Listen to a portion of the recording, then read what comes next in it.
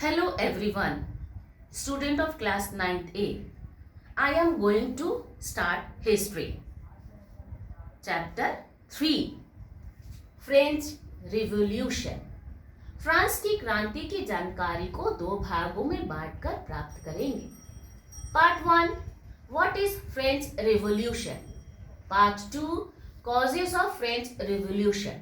अब हम लोग पार्ट 1 की जानकारी प्राप्त कर लेंगे. The French Revolution of 1789 was a landmark in the history of Europe. The revolution, having abolished monarchy in France, stalled new thoughts of liberty, equity, and new principle of human right.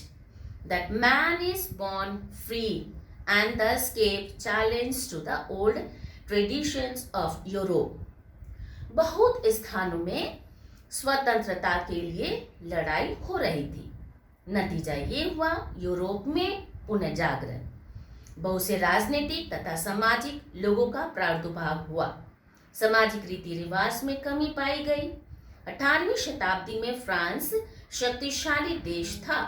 France के लोगों के ऊपर कई तरह का कर लगा हुआ था और सामाजिक असमानताएं भी थी, जिसके कारण फ्रांस की क्रांति हुई, जिसमें निम्नलिखित कारण पाए गए.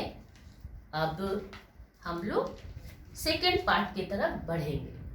Part 2 causes of French revolution. Number 1 political causes अर्थात राजनीतिक कारण. अभी लुई 16वें, जिनकी शादी एक राजकुमारी जिनका नाम मेरी एंटोनेट था, वह त्योहारों में अधिक धन खर्च करती थी और अधिक अच्छे तथा ऊंचे पोस्ट सरकारी पदों पर अपने लोगों को देना चाहती थी. वार्सल्स नामक स्थान में 15,000 कर्मचारी बिना काम के अधिक सैलरी उठाते थे. 175 साल से एक बार भी मीटिंग नहीं बुलाई गई थी. लुई 16वें का कहना था, मैं ही राज्य हूं, जबकि शासक का एक भी गुण नहीं था. हर ऊंचा पोस्ट ऊंचे वर्गों के लोगों को ही दिया जाता था. रानी मेरी एंटोनेट अपनी शक्ति गलत रूप में प्रयोग करती थी, इसलिए सारे लोग इनके खिलाफ हो गए थे. अब हम लोग देखेंगे सोशल कॉजेस, सामाजिक कारण. 18वीं शताब्दी में फ्रांस के समाज को 3 भागों में बांटा गया था. प्रथम भाग में 1,30,000 लोग थे. द्वितीय भाग में 40 लाख लोग थे. तृतीय भाग में 90,000 लोग थे, मगर उन्हें कोई अधिकार प्राप्त नहीं था. हर प्रकार का कर इन वर्ग के लोगों को देना होता था. इस वर्ग के लोगों के साथ अमानवीय व्यवहार किया जाता था. सबसे दयनीय स्थिति किसान वर्ग के लोगों की थी, जैसे small farmers, servants and labours. अब हम लोग इकोनॉमिक कॉजेस पर जाएंगे अर्थात आर्थिक कारण. कर का सिद्धांत असमानता पर आधारित था. टैक्स फार्मर कुछ धनी लोगों का टैक्स फिक्स्ड कर दिए थे, जिससे गरीब किसानों का उसका सामना करना पड़ता था. रोजमर्रा के जिंदगी में प्रयोग होने वाले वस्तु जैसे नमक और टोबैको, उपहार आदि पर भी लोगों को टैक्स देना पड़ता था. जो बेरोजगार लोग थे उनकी स्थिति दयनीय या यूं कहें कि बद से बदतर हो गई थी. दिन पर दिन फ्रांस की अर्थव्यवस्था खराब होती चली गई थी. अब हम लोग देखेंगे मिलिट्री कॉजेस अर्थात सैनिक कार्य. किसान वर्ग को सैनिक कार्य में अपॉइंट किया जाता था और उन्हें बहुत कम तनख्वाह प्राप्त होता था और बहुत ही कड़े नियम कानून थे. उस हिसाब से फुल डाइट भी नहीं था. उन्हें नीचे पोस्ट के लिए अपॉइंट किया जाता था और ऊंचा पोस्ट ऊंचे वर्ग के लिए रिजर्व रखा जाता था.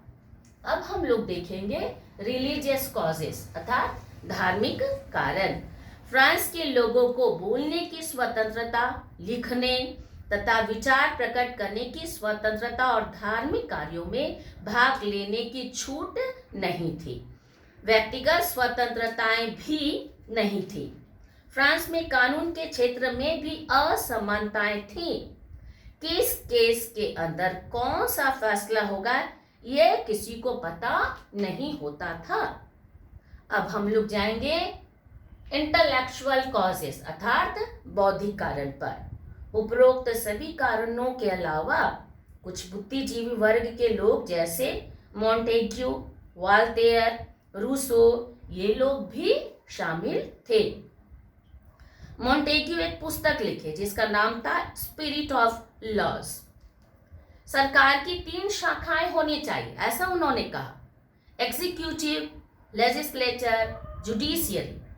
मॉन्टेस्क्यू और वॉल्टेयर सामाजिक परिवर्तन चाहते थे मगर रूसो समाज में कुछ परिवर्तन चाहता था। विदेशों में भी स्वतंत्रता के लिए लड़ाई हो रही थी। इसके कारण फ्रांस के लोगों में भी परिवर्तन आया और अंत में सभी कारणों को देखते हुए ये पाया गया कि फ्रांस की आर्थिक व्यवस्था बहुत कमजोर हो गई थी और उस पर काबू पाना बहुत मुश्किल हो गया था। फ्रांस की क्रांति का एकमात्र कारण आर्थिक अव्यवस्था थी और इसी वजह से फ्रांस की क्रांति हुई जिसको हम लोग 2 भाग में जानकारी प्राप्त किए।